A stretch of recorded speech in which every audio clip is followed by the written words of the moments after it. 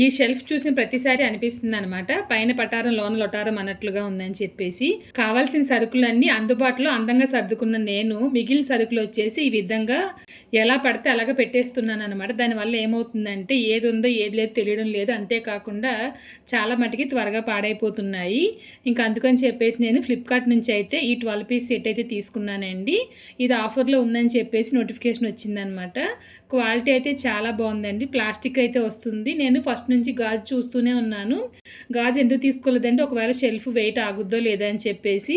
ఇంకా గాజు బాటిల్స్ అయితే తీసుకోకుండా ఇవైతే తీసుకున్నానండి. ఇదైతే నాకు 980 రూపీస్ అయితే పడింది. షిప్పింగ్‌తో కలిపి 1000 రూపీస్ అయిందనమాట.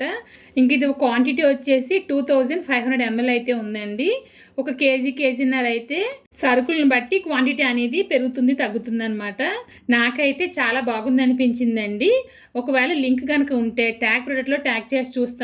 ఇన్‌స్టాగ్రామ్‌లో చూసేవాళ్ళైతే కనుక మీరు దయచేసి స్క్రీన్ షాట్ తీసుకుని అమెజాన్‌లో గానీ, ఫ్లిప్‌కార్ట్‌లో గానీ చెక్ చేసి చూడండి.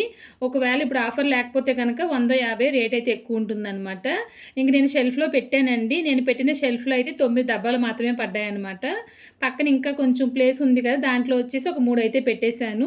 చాలా నీట్‌గా ఉంది చూడ్డానికైతేను. ఇంక ఈ డబ్బాల పైన ఉన్న కేక్ ట్రేలని పట్టించుకోకండి. అప్పుడైతే నాకు ఓపిక లేదనమాట క్లీన్ చేయడం. మళ్ళీ ఇంకొకసారి చేస్తాను.